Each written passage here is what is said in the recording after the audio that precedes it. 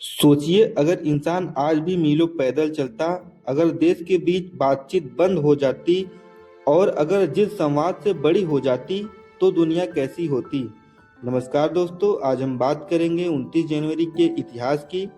29 जनवरी एक ऐसा दिन जब एक इंसान ने इंसान को रफ्तार दी और दूसरे आदमी ने एक देश को टूटने से बचाने की कोशिश की। आज की कहानी सिर्फ तारीख नहीं, यह इंसान की सोच की ताकत की कहानी है। 19वीं सदी में इंसान की रफ्तार उनकी मजबूरी थी। घोड़े ही सफर का सहारा थे और लंबी दूरी का मतलब थकान और समय की बर्बादी। इस दौर में जर्मनी में एक इंजीनियर था, कार्ल बेंज। उनका सपना साधारण नहीं था। वह चाहता था कि इंसान मशीन का गुलाम न बने, मशीन इंसान के इशारे पर चले। कार्ल बेंज ने लगातार प्रयोग किया, कई बार असफल हुआ, पैसे खत्म हुए और लोग उसका मजाक उड़ाते रहे। समाज को लगता था कि यह विचार अव्यवहारिक है, लेकिन 29 जनवरी 1886 को कार्ल बेंज ने दुनिया की पहली पेट्रोल से चलने वाली कार का पेटेंट कराया। इसका नाम था बेंज पेटेंट मोटर वैगन। 3 पहिया, एक छोटा इंजन, धीमी चाल, लेकिन यह मशीन आगे चलकर कार, बस, ट्रक और पूरी ऑटोमोबाइल इंडस्ट्री की नींव बन गई। शुरुआत में लोग डरे, कहा गया कि यह मशीन खतरनाक है। इस डर को तोड़ने का काम किया कार्ल बेंज की पत्नी बर्था बेंज ने। बर्था बेंज ने बिना किसी प्रचार के इसी कार से 100 किलोमीटर से ज्यादा की यात्रा की।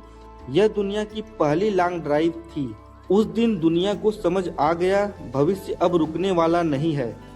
अब चलिए एक ऐसी जगह जहां मशीन नहीं, शब्द इतिहास बना रहे थे। संयुक्त राष्ट्र अमेरिका, एक ऐसा देश जो अंदर से टूट रहा था। गुलामी को लेकर देश 2 हिस्सों में बंट चुका था। उत्तर और दक्षिण आमने सामने खड़े थे।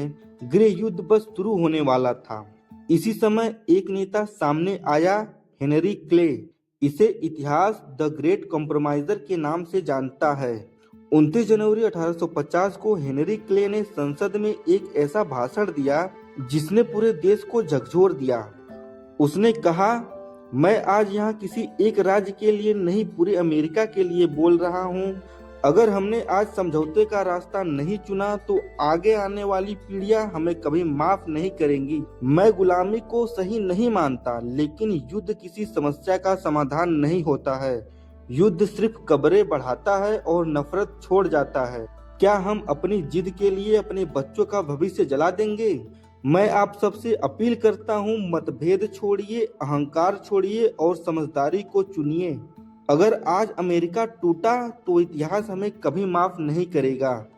इस भाषण के बाद कॉम्प्रोमाइज ऑफ 1815 अस्तित्व में आया। देश को समय मिला। हालांकि संघर्ष खत्म नहीं हुआ, लेकिन अमेरिका तुरंत टूटने से बच गया। 29 जनवरी की अन्य ऐतिहासिक घटनाएं।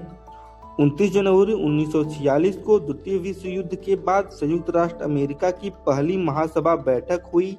दुनिया ने यह स्वीकार किया कि युद्ध ने केवल विनाश दिया है और आगे का रास्ता संवाद और सहयोग का होना चाहिए।